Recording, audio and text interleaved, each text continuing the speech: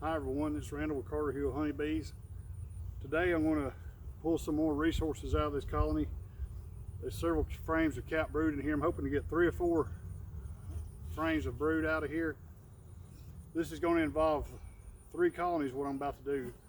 This one still has abundant resources, really too much. Then I have a colony over here to my right that's needing some honey. It's low on honey. Then I have a honey-bound colony about 10 minutes away. So my plan is take 3 or 4 frames of brood out of here, capped brood, put it in here, take it over and swap out for the honey, bring the honey and put back in that colony over to my right.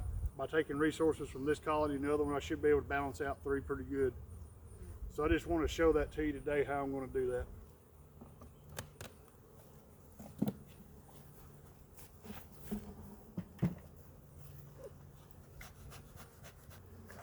I'll have to be careful here. I didn't come and put the queen excluder on this time. I'm just going to kind of go beside.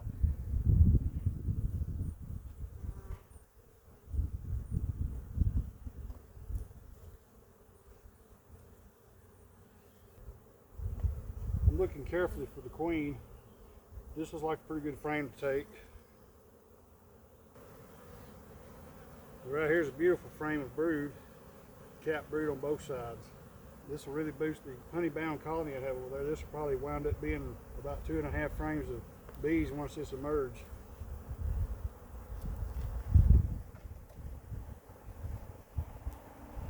Another great looking frame of brood. Actually have a few bees starting to emerge on it.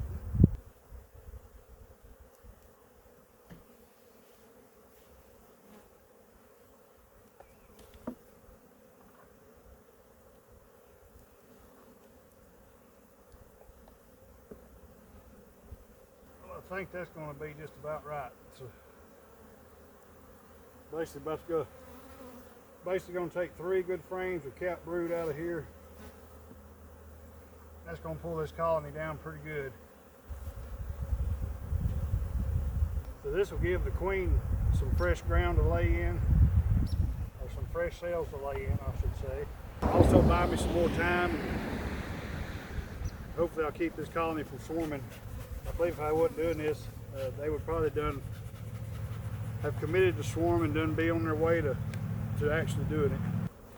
Well, I've pulled the population down pretty good right there. So I should be able to leave this alone for 2 or 3 weeks probably now. All right, now I'm fixing to secure that 3 frames of brood. I'm going to take to the next yard and switch it out for the capped honey. Once again, that colony's honey bound, so they're going to need some room to expand, and they won't be able to expand through that much honey rapidly enough to really be any benefit. So I'm going to give them a hand. All right, I've made it over here to the honey bound colony. Once again, there's about 3 frames of bees and a little brood in here the other day, so I'm going to try to boost it up.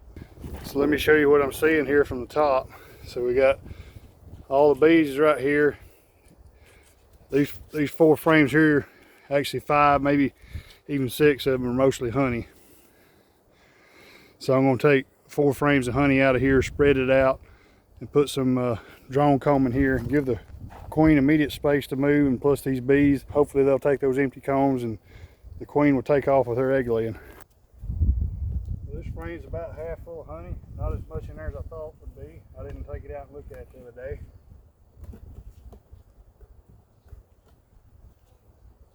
Same with this one. I don't want to take any of these bees with me.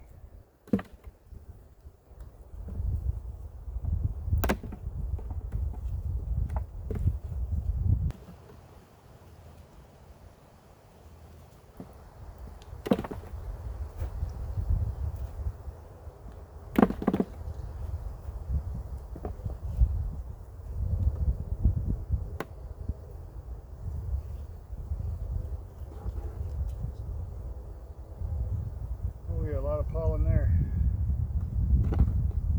This colony's not as honey bound as I thought, but they're still lagging behind some, so I am going to go ahead and give them this brood. I think it'll really help get them going.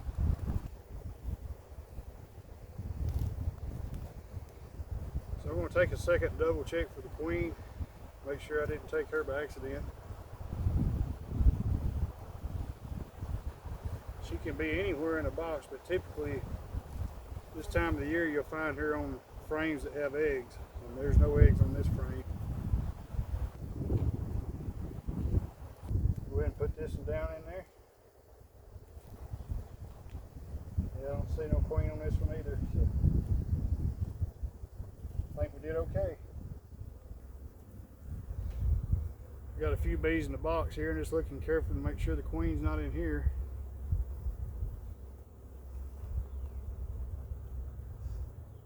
So that's the advantage of shaking them down the day before and coming back and getting them. You don't have to go through this step.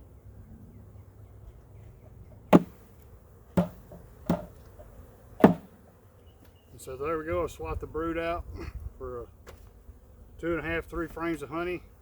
Not quite as much honey as I thought there was going to be. Most of it was at the top. The hive's just a little bit weak, but this will boost it up hopefully. And if this queen is good in a couple weeks, 3 weeks, when we come back and check it out, should see a lot more traffic. So now it's off back to the original yard we started at, and we'll put this honey in that colony that has almost no resources in it, and this will hopefully get them through until the nectar flow picks up in intensity. All right, we're at our final destination with that honeycomb. So I'm going to set this deep off and go down there and put those 3 frames of honey down here. This colony is running pretty low on stores, so there's already a decent amount of bees in here. They just need a little honey to carry them over for a couple more weeks. So that frame there was pollen. I want to leave it. We certainly don't want to take that away from the nurse bees.